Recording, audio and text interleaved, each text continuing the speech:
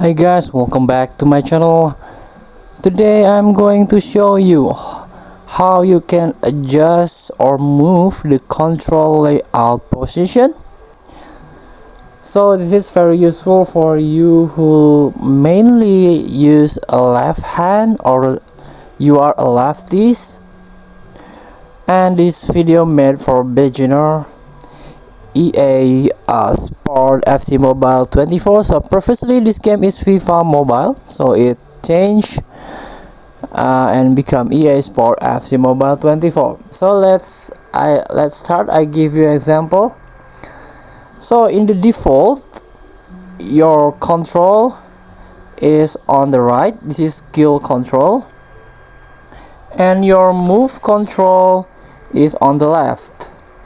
So you can change the layout, change the position by tapping the three stripe, tap the pause button, and go to the gameplay tab,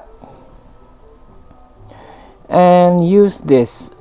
Scroll down, and this one, game controls, virtual stick on the left and skill move button on the right. That's a default. Turn on, and virtual stick on the right and skill move button on the left. Let's see how it change. And this one, this is the change.